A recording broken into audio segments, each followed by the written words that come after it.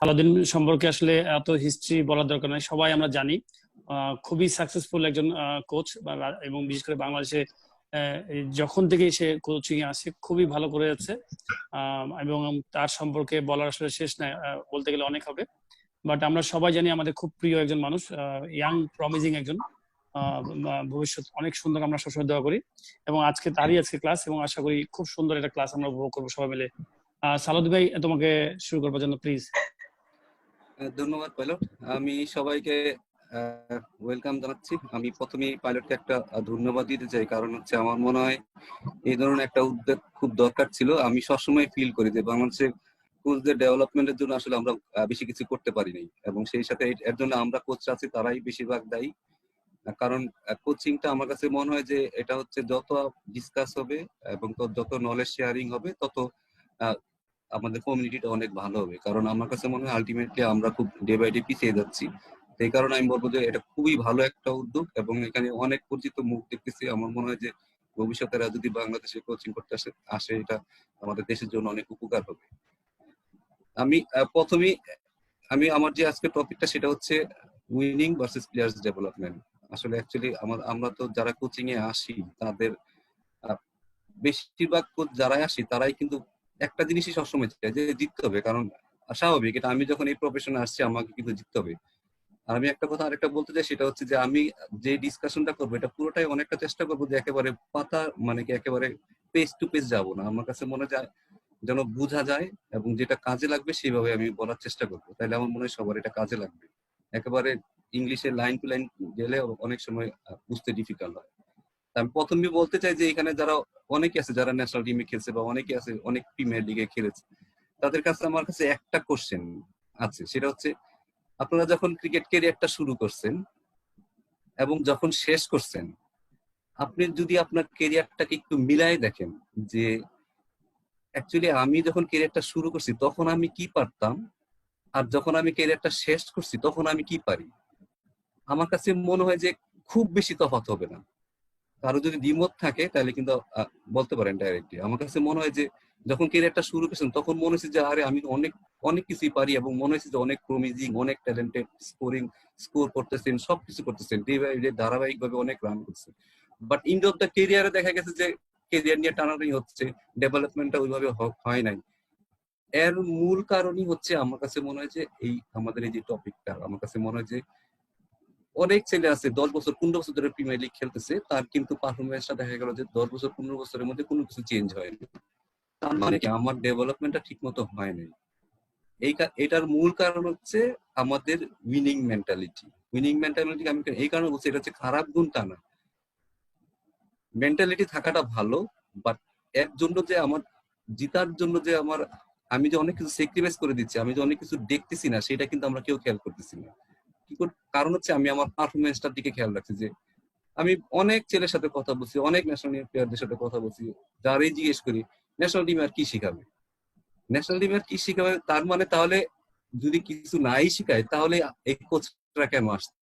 যদি সে কিছু নাই শিখতে পারে বা সে যদি কোনো কিছু শেখার জন্য তার তার ডেভেলপমেন্টের জন্য তার যদি আর কোনো কাজ করতে না হয়, তাহলে আর ওইখানে ন্যাশনাল টিমে কোচ দরকার কি? তাহলে ম্যানেজার থাকুক, সে তো লুক আফটার করবে, টেক কেয়ার করবে, খেলা এমনি চলে যাবে।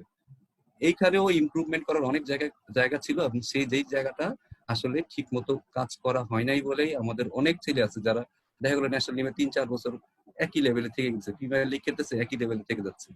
তার মানে আমরা অনেক কাজ যেগুলো আছে যেগুলো আমরা আসলে করি না, এবং এই কারণে আমাদের ডেভেলপমেন্ট আর হয় না, সেটা আমাদের চোখে পড়ে না। সেটা টেকনিক্যালি হইতে পারে, সেটা টেকনিক্যালি হইতে পারে, মেন্টালি হইতে পারে, শারীরিকভাবে হইতে পারে, এবং প্রতিটা স্টেপের কারণেই আমাদের কিন্তু এই ডেভেলপমেন্টটা হয় না।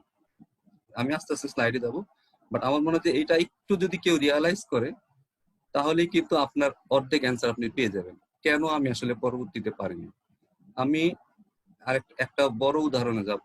এখানে জিয়া আছে, ওই ব্যাচের নাজিম উদ্দিন আছে মনে হয়, এই নাইমদের ব্যাচে যারা যারা খেলছে, তাদের একটা বড় উদাহরণ। আমি যখন বিকেএসপিতে ছিলাম, যারা কাজ দেখছে তারা দেখছে যে আমি ওই ছেলেদের মানে কিরকম যত্ন নিছি।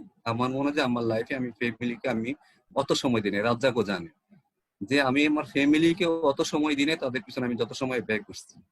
আলটিমেটলি কি হয়েছে, একটা ছেলে বা দুইটা ছেলে ন্যাশনাল টিমে খেলতে পারছে। এটা হওয়ার কথা ছিল না। এটা হওয়ার কথা ছিল না, কারণ হচ্ছে আমি যখন কোচিং করছি তখন আমি শুধু জিতার দিকে খেয়াল করছি।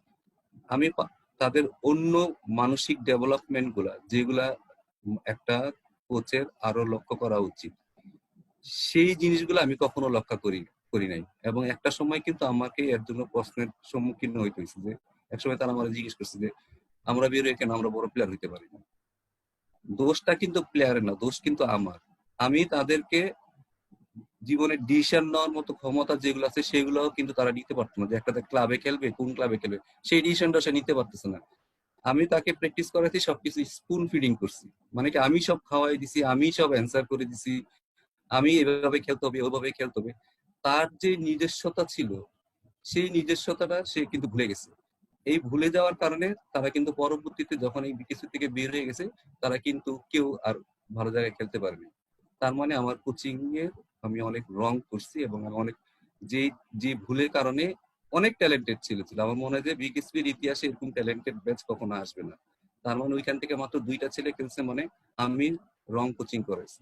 এবং রং কোচিং করার মূল কারণ হচ্ছে আমার শুধু জিততে হবে এই মেন্টালিটিটার কারণে আমি আমার কাছে মনে হয় যে আমার পরবর্তীতে এই ছেলেগুলা, যে প্লেয়ারদের মানসিক ডেভেলপমেন্ট দরকার, যে টেকনিক্যাল ডেভেলপমেন্ট দরকার, সেই জিনিসগুলো তারা কিন্তু আর তখন তাদের ইমপ্রুভমেন্ট হয়নি। এই কারণে মনে হয় যে আমার মনে হয় যে এই জায়গাটায় আপনাদের একটু বেশি লক্ষ্য করা উচিত, যে কিভাবে আসলে আমরা একটা প্লেয়ারকে কিভাবে অন্য কোচিং এর বাইরের যে ব্যাপারগুলো আছে সেগুলো আমরা কিভাবে তাদেরকে ইমপ্রুভ করতে পারবো। আজকের টপিক হচ্ছে কি winning versus development, players development. তো এক যখন একটা ছেলে যে কোনো কোচের কাছে আসে, সে আসলে কি চায়? সে চায় তার কোচটা কিরকম হবে তার উপর ডিপেন্ড করে কিন্তু কোচের অনেক কিছু কিন্তু একটা ছেলের উপরে প্রভাব ফেলে। এবং সেই কোচটার যদি মেন্টালিটি শুধু জিতা হয়, তখন কিন্তু ওই ছেলেটা হয়তো ওই সময় খুব লাভবান হচ্ছে, ওই পার্টিকুলার সময়তে সে খুব লাভবান হবে, কিন্তু তারপরে কিন্তু একটা সময় যে কিন্তু সে বুঝতে পারবে যে আসলে তার সে শুধু সে জিতার কারণে তার অন্য ডেভেলপমেন্ট গুলো হয়নি। একটা প্লেয়ার্স বা একটা প্যারেন্টস যখন আসবে, তখন সেই প্যারেন্টসটা চায় তার কোচটা যেন সবার সামনে থেকে লিড করে, একটা এক্সাম্পল হিসেবে থাকে, একটা রোল মডেল হিসেবে থাকে, তার জন্য ডেডিকেশন থাকে, তার জন্য ডিটারমিনেশন ভালো থাকে। সে যখন টিমমেট, সে যখন প্র্যাকটিস করবে, পুরো টিম ওয়ার্কটা যেন খুব ভালো থাকে, সে প্লেয়ারকে মোটিভেশন দিবে। এবং সে আরেকটা বড় ইম্পর্টেন্ট জিনিস হচ্ছে, আমরা কোচরা সবসময় মনে করি যে আমার কথা শুনতে হবে, আমি ফাইনাল। অ্যাকচুয়ালি কিন্তু সবচেয়ে বড়, যারা বড় বড় গ্রেট কোচ, তাদের কিন্তু সবচেয়ে বড় যেই যে আমার কাছে মনে কোয়ালিটি, সেটা হচ্ছে তারা শুনে, প্লেয়ারটা কি বলতে চায় সেটা সে শুনে। প্লেয়ার ডিসিশনটা নিবে, প্লেয়ার খেলবে, প্লেয়ার তার যদি মতামতের যদি কোনো গুরুত্ব না থাকে, তাহলে আমার মনে হয় এখানে একটা বড় ধরনের একটা মিস্টেক হয়ে যাবে।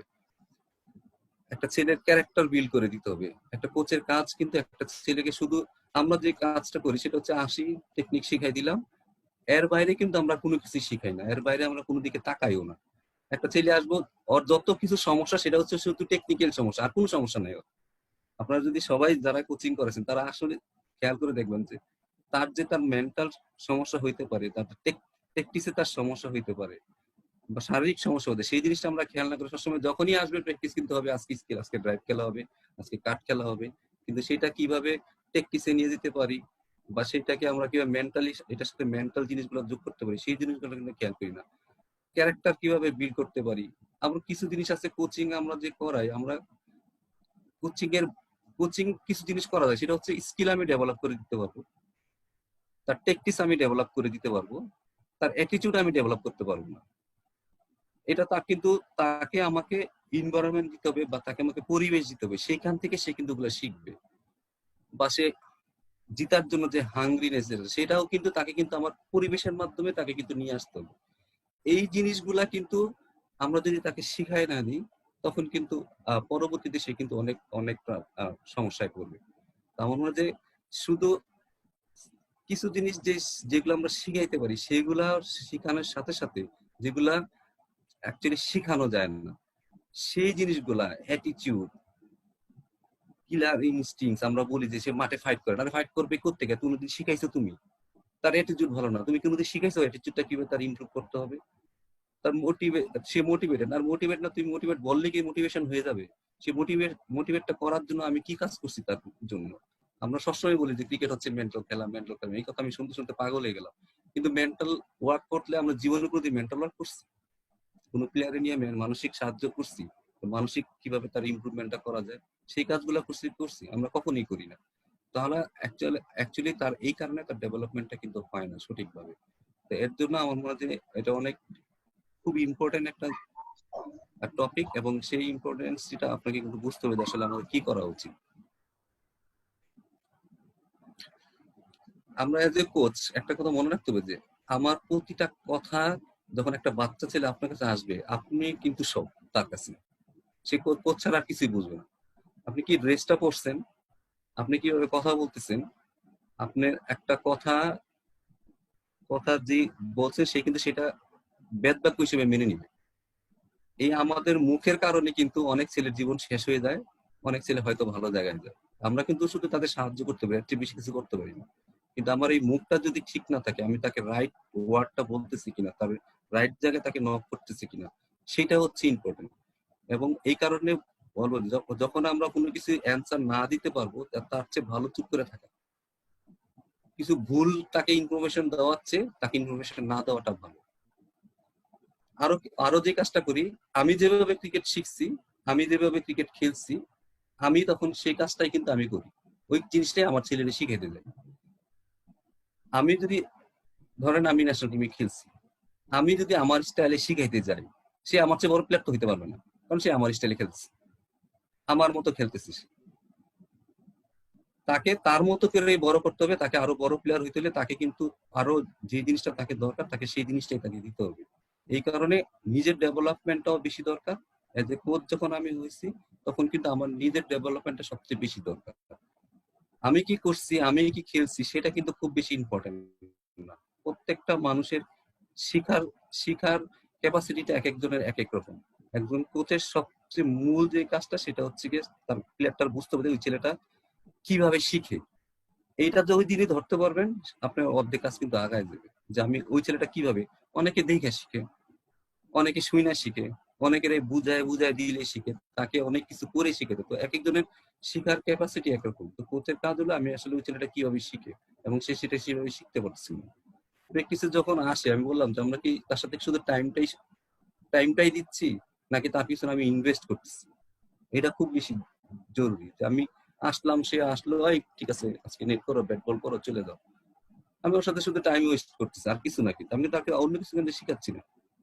আর যখন আমি ইনভেস্ট করবো তার পিছনে, তার মানে আমি তার, যখন আমি ব্যবসা করতে যাবেন, তখন কিন্তু আপনি সবকিছু কিন্তু তার পিছনে দিয়ে দিবেন, সে যেন ডেভেলপ করে, আমার ব্যবসা যেন লাভ হয়। একটা হচ্ছে আমি সময় দিতেছি একটা, আরেকটা হচ্ছে আমি আমার সবকিছু তার পিছনে দিতেছি। দুইটা কিন্তু দুই রকম ফারাক করবে অনেক। আমি যেটা বলছি একটু আগে, যে আমি হচ্ছে রোল মডেল, আমার বিহেভিয়ার, আমি কিভাবে মাঠে ব্যবহার করতেছি, আমার ক্যারেক্টার কিরকম, এটা কিন্তু সবটুকু কিন্তু তার ছেলের উপর দিয়ে করবে। আমার আমার আমি যেটা বলছি, আমার যে ডেভেলপমেন্ট হয়েছে, আমার কারণ আমার সাথে ছিল ইমরান স্যার, ফাহিম স্যার, আমার কিছু যখন বড় হয়েছি, তাদের আমি দেখছি তাদের 50 থেকে 60% তাদের ক্যারেক্টার আমার ভিতরে ঢুকছে। কারণ তাদেরকে আমি 6 বছর পাইছি, লম্বা সময় ধরে পাইছি। তারা যা বলছে, তারা কিভাবে কথা বলছে, মানুষের সাথে কিভাবে হ্যান্ডেল করছে, সবকিছু দেখা গেছে তাদের দুইজনের অনেক কিছু আমার ভিতরে চলে আসছে। এটাই স্বাভাবিক, এবং এটাই হবে। যখন একটা বাচ্চা আসবে, তখন কিন্তু সে এইভাবেই সে বড় হবে। কেউ যদি প্রপারলি মানে কোচিং করতেছে, সে দেখা গেল যে বেশিরভাগ সময় বাবা মা তার কোচের সাথে সময়টা বেশি ব্যয় করে, কমফোর্ট ফিল করে, তখন কিন্তু আপনার অনেক কিছু তার উপর চলে আসবে। একটা ছেলে আপনাকে কিভাবে মনে রাখবে, বা একজন কোচ হিসেবে আমি একজন কোচ, আমাকে আমার আসলে রিওয়ার্ডটা কি? আমার রিওয়ার্ড বলতে জীবনে একজন কোচের রিওয়ার্ড হচ্ছে কি মানুষ মনে রাখে, বা একটা প্লেয়ার মনে রাখছে, এর চেয়ে বড় খুশি কিন্তু আর কেউ হয় না কখনো। টাকা পয়সাটা কিন্তু খুব বড় ফ্যাক্টর না। ফ্যাক্টর হচ্ছে কারণ অনেক কোচ আছেন যারা দেখা গেছে আপনার ছেলেটা হয়তো একটা সময় যে আপনার কাছে আপনার নামটা বললেন, তখন কিন্তু আপনার খুব কষ্ট পান। স্বাভাবিক, যে কষ্ট পাওয়াটাই স্বাভাবিক। কিন্তু ছেলেটা কেন আপনাকে মনে রাখে নাই, সেটার জবাব দিটা কিন্তু যদি না রাখে, তার মানে এখানে কিন্তু আপনার নিজেরই কিছু কিছু সমস্যা ছিল, এই কারণে ছেলেটা আপনাকে মনে রাখে নাই। আমরা ওই ছেলেটা তখনই আপনাকে মনে হয় আপনি কতটুকু তার জীবনের উপর তার ইম্প্যাক্ট আপনি করছেন। আপনার উপর আপনি যদি তার উপর যত আপনার তার শুধু খেলা না, তার চারিত্রিক গঠনে, তার জীবনে তার জীবনের ডিসিশন নেওয়ার ক্ষেত্রে সে জীবনে কি একা চলতে পারে কিনা, সেগুলা সেইভাবে সে বিল্ড আপ করছে কিনা, সেটার উপরে কিন্তু আপনি তার তার কাছে তার মনের ভিতরে জায়গা করে নেবেন। আপনি শুধু টেকনিক ইমপ্রুভ করে দিলেন, সেটা কিন্তু সে খুব বেশি মনে রাখবে আমার কাছে মনে হয় না। এই কারণে আমি বলবো যে এই ডেভেলপমেন্ট গুলা খুব বেশি জরুরি। যখন আমি যেটা বলছি, এটা আমরা কথাটা সারাক্ষণই বলছি যে যখন আমরা শুধু প্রায়োরিটি দেব যে উইনিং, আমি একটা উদাহরণ দেব, উইনিং যখন একটা একটা টিমের বা একটা একটা কোচের মটো হয়ে যায়, স্পেশালি যাদের ইয়াং, কোন কোন কোচদের আসলে ডেভেলপমেন্ট জায়গাটায় যাওয়া উচিত আর কোন কোন কোচদের জিতার জায়গা উচিত সেটা আমি পরে বলবো। বাট যখনই একটা ছেলে আসছে, ইয়াং ছেলে ডেভেলপমেন্ট, যাকে ডেভেলপ করা যাবে, তাকে তাদের যদি আমরা শুধু উইনিং এর দিকে যাই, তখন কিন্তু তার অনেক ডেভেলপমেন্ট হবে না। সেই ডেভেলপমেন্ট করে কি হবে না সেগুলো আমি পরে বলতেছি। যখন জাস্ট একটা জায়গায় আমরা ফোকাস করব যে আমি উইনিং এর জন্য, তখন কিন্তু আপনি নিজেও স্ট্রেস থাকবেন, আপনার প্লেয়ারটাও স্ট্রেস থাকবে যে আজকে না জিতলে স্যার তো খবর আছে, সে কিন্তু অন্য কিছু আর চিন্তা করবে না। আমরা কিন্তু অনেক সময় কোচিং করাই এবং আমি নিজেও করছি এজ লেভেলে, বিশেষ করে জানি যে অপোনেন্ট স্পিন খেলতে পারে না, ঠিক আছে, কি করছি আমরা, পেস বোলার 4টা খেলতো, 3টারে বসাই দিয়ে একটা পেস বোলার আরেক দিক দিয়ে স্পিনার শুরু করে দিল। এটা কিন্তু আমরা সব কোচরাই করি। যখন ডেভেলপমেন্ট সেক্টরে থাকবো তখন কিন্তু এই কাজটা করাটা একটা বড় ধরনের অন্যায়। কারণ আমি কিছু পেস বোলারে কিন্তু মানে একেবারে শেষ করে দিচ্ছি।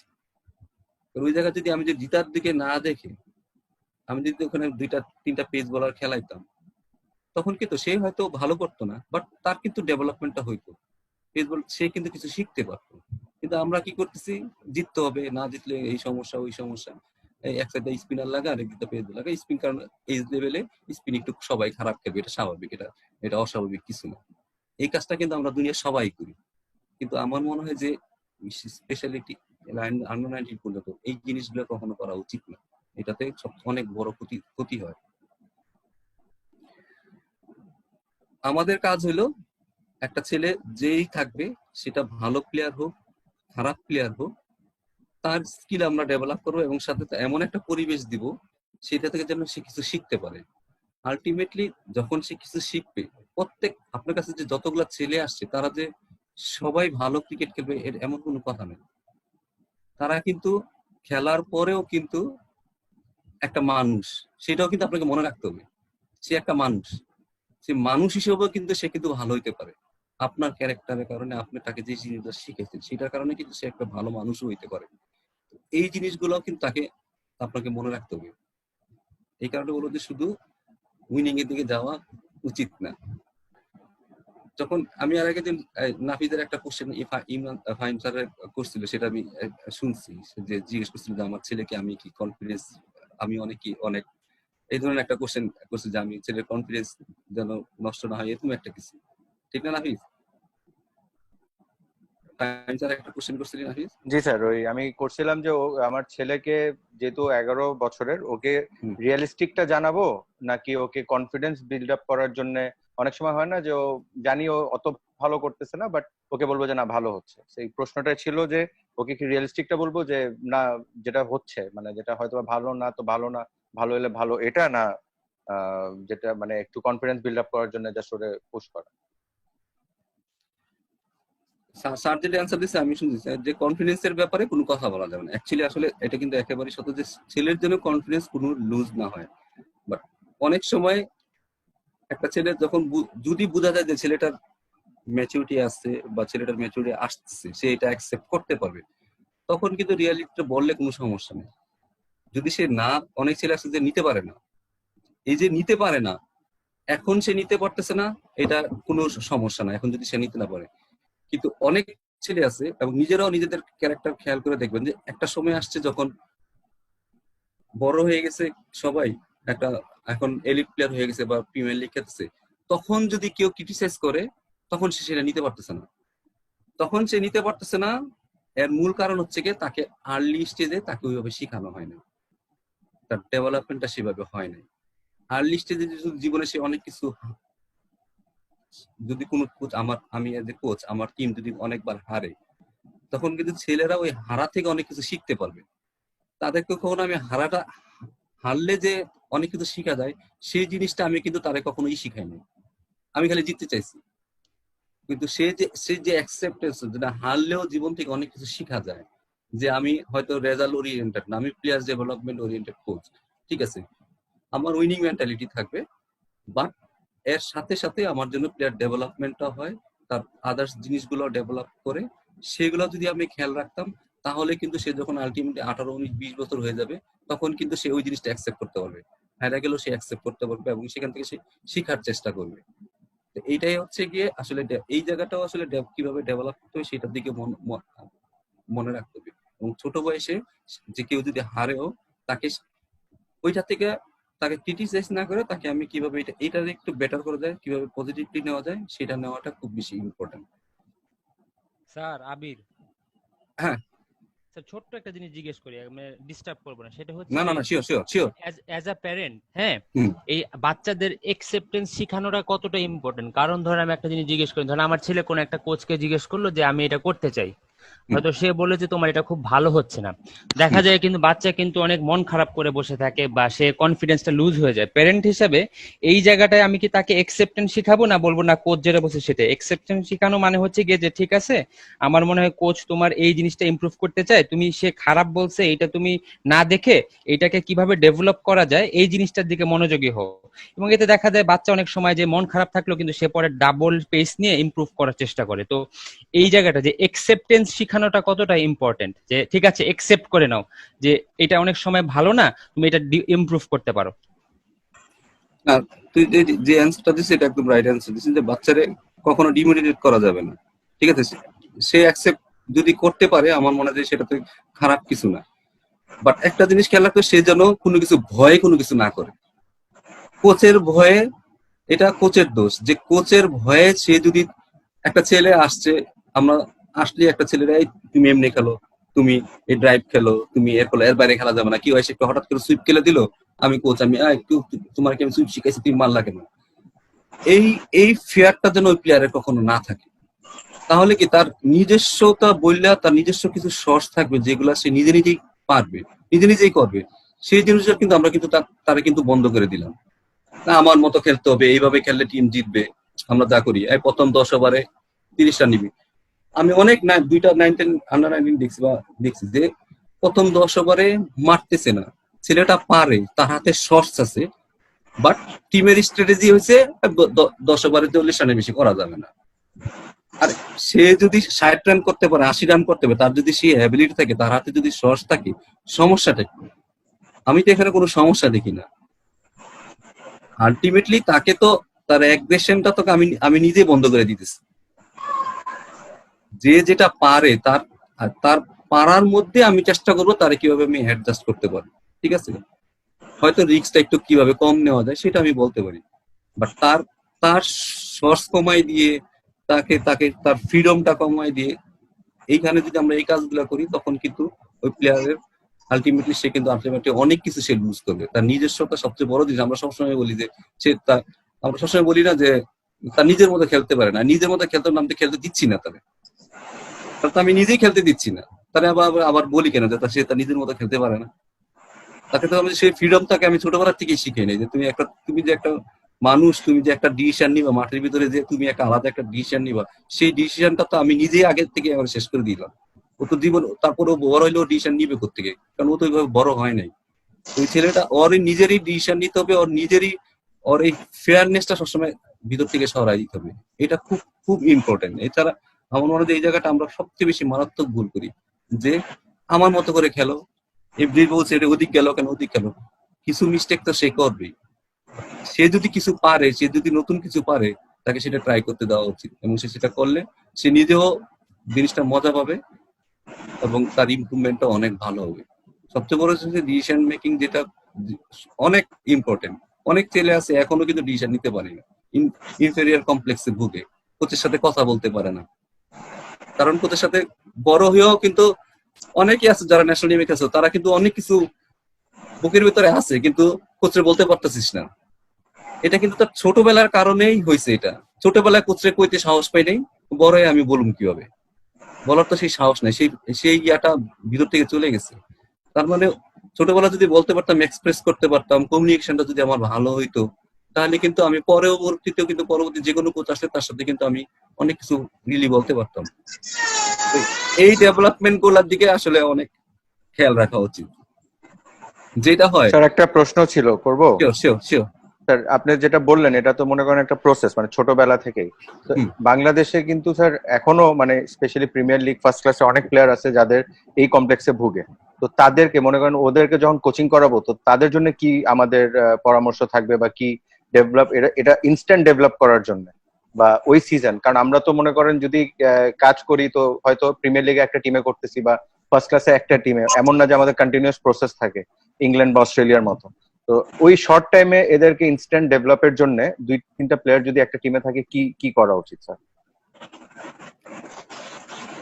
আমি আমি আমি স্লাইডটা যদি থাকে তাহলে আমি দেখাচ্ছি। মানে ঠিক আছে, আমি এই স্লাইডটাতে আছে অ্যান্সারটা। জিনিসটা হচ্ছে টিম স্পোর্টসে, নর্মাল টিম স্পোর্টসে আমরা সবসময় বলি যে বা আমরা সিজনে আসলে কখনোই কোনোদিন কোনো কোচের মুখ থেকে শুনবি না যে বা তার কোনো কিছু সে চেষ্টাও করে না যে তার একটা নতুন স্কিল তার সাথে একটা মানে যোগ করি। কারণ দেখা গেছে সিজন শুরু হচ্ছে, এখন যদি কিছু শিখাইতে যাই তাহলে তো তার পারফরমেন্স খারাপ হয়ে যাবে। এই যে বললাম যে পারফরমেন্স খারাপ হবে, এটাই হচ্ছে উইনিং মেন্টালি, মানে কি জিতার দিকে দেখা, অন্য কোনো কিছু খেয়াল করতেছে না সে। আর তার টিমের পারফরমেন্স খারাপ হবে, ওই ছেলে যে প্লেয়ার সেও কিন্তু চিন্তা করে যে দূর আমার পারফরমেন্স খারাপ হয়, আমি আর কিছু ইমপ্রুভ করবো না, যেরকম আছে সেরকমই। এই কারণে কিন্তু এই যে ডেভেলপমেন্টটা 10 বছর 15 বছর ধরে একই রকম থেকে গেছে। এইখানেও কিন্তু তাহলে আমার কথা হলো, সে যদি এখন তোর কাছে আসছে, সে যদি এখনো তোর কাছে বলে এখন সিজন শুরু হয়েছে, এখন কিভাবে ঠিক করবো? অফ সিজনটা কখন আছে? অফ সিজন তো আমি চোখেই দেখি না।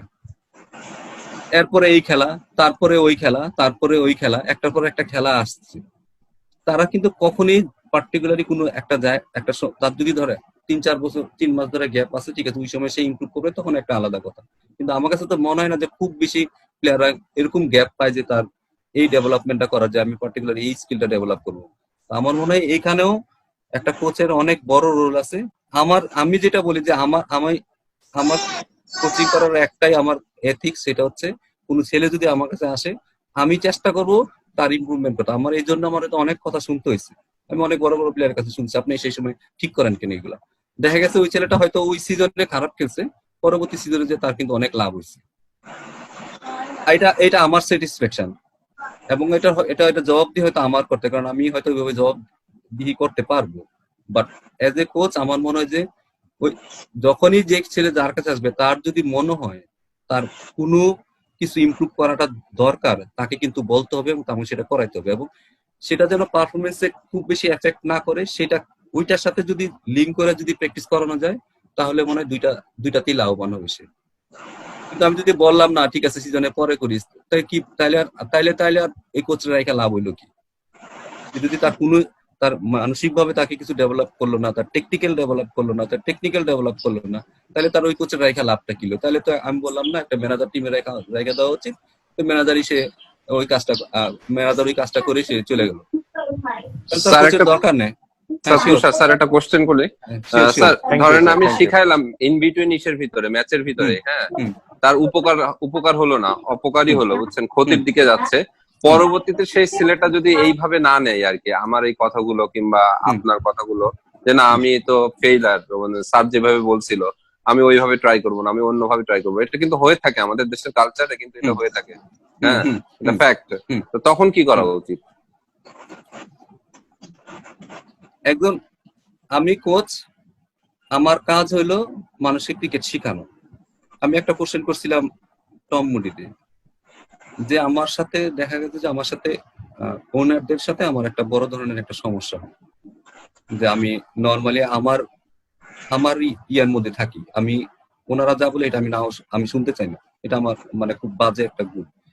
তখন ও বলছে দেখো এই এই এই ওনার, এই যে তোমার যে এটা ফ্র্যাঞ্চাইজি টুর্নামেন্ট, এইখানে ওনারদের অনেক কিছু তোমার মানতে হবে, শুনতে হবে, এবং আমরাও কোচিং করাই, আমাদেরও অনেক কথা শুনতে হয়, এবং তোমার কাজ হলো এদেরকে এডুকেটেড করা। তোমার কাজ হলো তুমি এদেরকে ভালো করে বুঝানো যে তুমি কেন এই কাজটা করতেছো এবং কেন এই কাজ, তুমি এই প্লেয়ারটাকে নিচ্ছ কেন, তোমার কাজ হলো তাকে এডুকেটেড করা। আমি যখন কোচ, আমার কাছে যখন প্লেয়ার আসবে, আমার কাজ হলো প্লেয়ারটাকে আমাকে এডুকেটেড করা।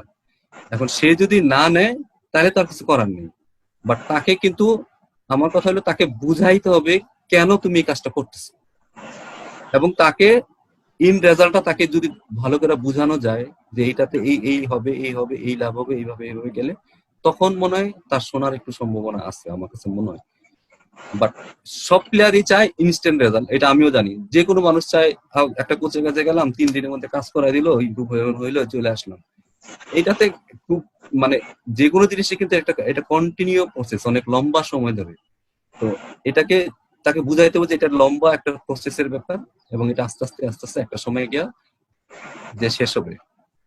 আমিও মানে একটা উদাহরণ, আমার কাছে মনে হয় আমার উদাহরণ দিলে এটা বুঝতে সুবিধা হবে। যে তামিমের ইমপ্রুভমেন্টটা আমার চোখের সামনে হয়েছে। তামিম যখন ন্যাশনাল টিমে আসছে, হয় ডাউন দ্য গেট যায় মারতো, অথবা জায়গাতে অফ স্টাম্পের উপরে মারতো, এছাড়া কিন্তু খুব কোনো শর্ট ছিল, স্পিনার এলে আউট হয়ে যেত। ঠিক আছে, পেস বলারে যখন মারতে পারতেছে না, কিছু না হলে ডাউন দ্য গেট যায় মারা দিত একটা।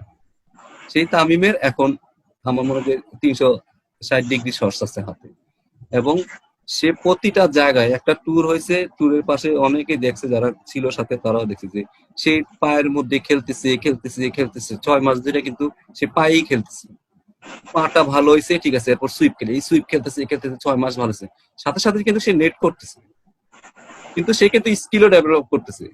এইখানে যারা, আমি পরের স্লাইডে খুব ইম্পর্টেন্ট একটা স্লাইড আসবে, এতে কি হতেছে, তার কি স্কিলও ডেভেলপ হচ্ছে, সাথে সাথে সে অন্য কাজগুলো করতেছে। এই কারণে এদের ইমপ্রুভমেন্টটা অনেক হয়েছে। কিন্তু এইখানে যারা আছে অনেকে, যারা ন্যাশনাল, তাদের কিন্তু ইমপ্রুভমেন্টটা ওইভাবে হয় না। আমি তো সবাইকে দেখছি, ওই ইমপ্রুভমেন্টটা কিন্তু কখনো আসে না, কারণ আমরা ওইভাবে ট্রেনিং করি না। ঠিক আছে, যে জিনিসটা বলছি আমি, এই যে এই স্লাইডটার কথা বললে অনেক কিছু বোঝা যাবে। যে জিনিসটা হচ্ছে, এখানে আছে ডেভ আর আছে হোয়াইট মার, দুজনের ছবি আমি রাখছি। ডেভ ফ্যান্টাস্টিক কোচ, ঠিক আছে, টিম কিভাবে জিততে হয়, কোন স্ট্র্যাটেজিতে যাইতে হয়, সেটা সে খুব ভালো বোঝে। ঠিক আছে, এবং কিভাবে কিভাবে কি কি করলে কোন প্লেয়ারে কোন জায়গায় কাজে লাগে, সেই একটু সবকিছু করে, কিন্তু অনেক সময় রেজাল্ট, অনেক টিমে অনেক সময় বাংলাদেশ ভালো রেজাল্ট করছে। বাট কয়টা প্লেয়ারে ডেভেলপ হয়েছে, তার ইমপ্রুভমেন্ট হয়েছে, এই অ্যান্সারটা কেউ আমার দিতে পারবে? অনেকেই খেলছে অনেক দিন, টিম ওয়াইজ রেজাল্ট পেয়েছে, কিন্তু প্লেয়ার ওয়াইজ ওরকম ইমপ্রুভমেন্ট হয়, ডেভেলপমেন্ট হয় নাই। হোয়ারেজ জেমি আসার পরে কন্টিনিউ 1 থেকে 1.5 বছর কোনো রেজাল্ট নাই, টিম শুধু হারছে আর হারছে আর হারছে। ঠিক না, 2008 থেকে টিম কিন্তু হারছে। এই ছেলেগুলা 2 বছর পরে তাদের খেলায় চেঞ্জ হয়ে গেছে। ডিফারেন্স এইখানে হচ্ছে কি, চিন্তা করার বিষয়, একটা অনেক বড় বিষয়। এই যে এরপরে এই যে 2 বছর পরে এই ছেলেগুলা, যে তামিম, সাকিব, মুসফি এখন এরকম ভালো খেলে, তাদের তো অনেক কিছু চেঞ্জ হয়েছে, তো আমার নিজের চোখের সামনে হয়েছে। ব্যাট লিফট চেঞ্জ হয়েছে, ব্যাট চেঞ্জ হয়েছে।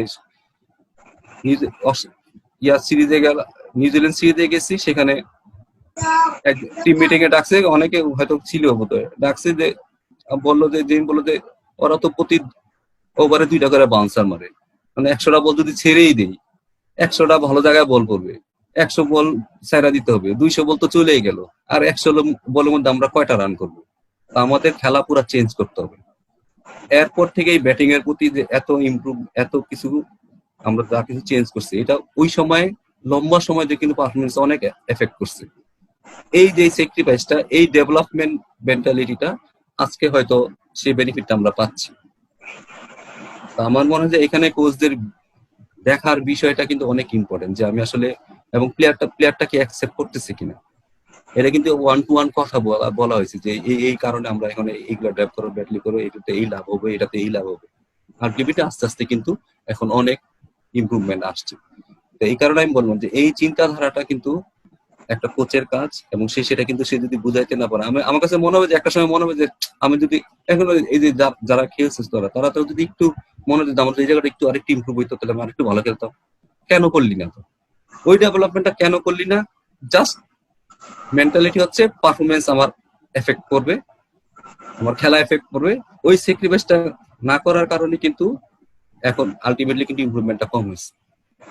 স্যাক্রিফাইস কিছু কিছু করতে হবে, এবং সেটা কিভাবে ওইটার সাথে এটার সাথে মিলায়া, দুইটার সাথে কিভাবে মিলায়া একসাথে কাজ করা যায়, তখন কিন্তু এটাও কিন্তু করা সম্ভব যে দুইটা একসাথে কিভাবে মিলায় কাজ, আমি একটা জায়গায় ইমপ্রুভ করবো আর একটা জায়গায় কিভাবে আমি আমার জায়গাটাও মেনটেন করবো, তখন কিন্তু ডেভেলপমেন্ট অনেক হইতো।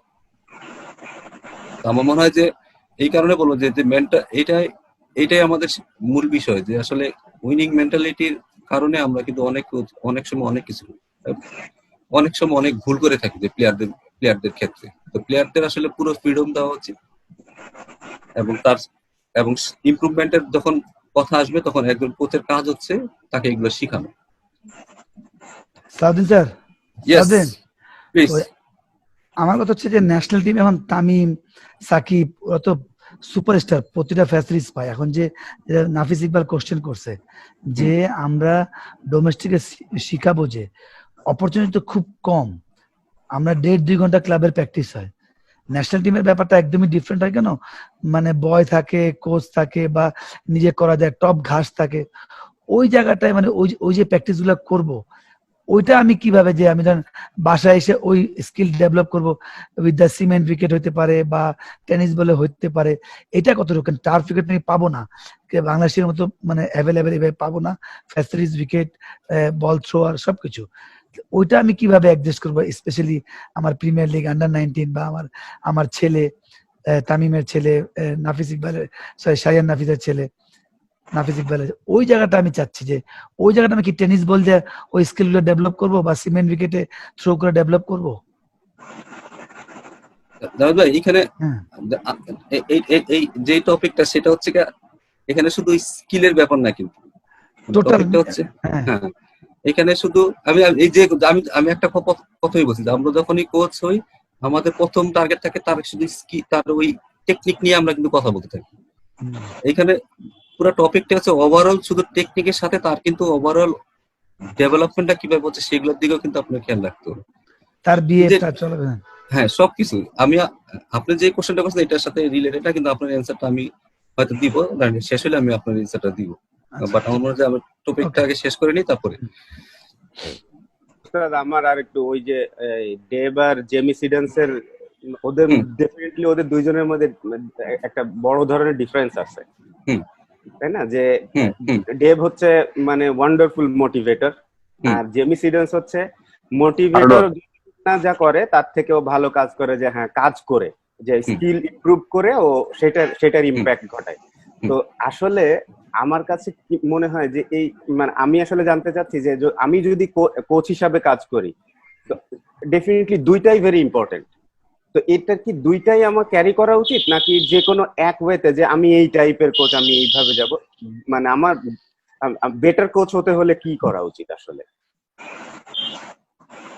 আমি বলি, মানুষের মোটিভেশন যে কথাটা আসে, যে কথা বইলা কোনোদিন মোটিভেশন হয় না। না, একটা মানুষ মোটিভেট হবে তখনই যখন দেখবে যে তার ইমপ্রুভমেন্ট হয়েছে, সোজা হিসাবে। এর চেয়ে বড় মোটিভেশন আর কিছু নাই। আমি যখন দেখবো যে আমার চোখের সামনে আমার ইমপ্রুভমেন্টটা আসতেছে, তখনই আমি সবচেয়ে বেশি মোটিভেট হবো। আমাদের দেশের অ্যাটমসফিয়ারে কি হয় উস্তাদ, ধরো তুমি টাইম পাবা, তোমার নিচে প্রচুর পরিমাণ কোচেস আছে যাদের কি এই টাইমটা দিবে না, অফিস লেভেল থেকে দিবে না, প্লেয়াররা ওই বিশ্বাসটা করবে না। যদিও এটা ভেরি ইম্পর্টেন্ট যে একটা প্লেয়ারকে আগে তার কোচকে বিশ্বাস করতে হবে, তারপরে আসলে স্কিলে যাওয়া উচিত। তো এখন আমাদের এখানে হয় কি, বেশিরভাগ ক্ষেত্রে তোমার প্রিমিয়ার লিগ করা হয়, বিপিএল করে, তারপর কিছু একাডেমি আছে যেগুলো এখন কমার্শিয়াল হয়ে গেছে বেশিরভাগ ক্ষেত্রে, যে আজকে আমি আব্দুর রাজ্জাককে নিয়ে আসছি, তাহলে এর মানে আমার এখান থেকে 5টা ন্যাশনাল টিমে খেলবে 15 জনের মধ্যে। কালকে সালাউদ্দিনকে আনছি, তাহলে 15 জনের মধ্যে 10 জন খেলবে ন্যাশনাল টিমে, এই আশা করেই কিন্তু বসে থাকে। এবং টাইম হচ্ছে তোমার 6 মাস। আমাদের কিন্তু ওই বড় টাইম ধরে কোচিং করানোর ওরকম অপরচুনিটি যে খুব বেশি একটা আছে তাও না।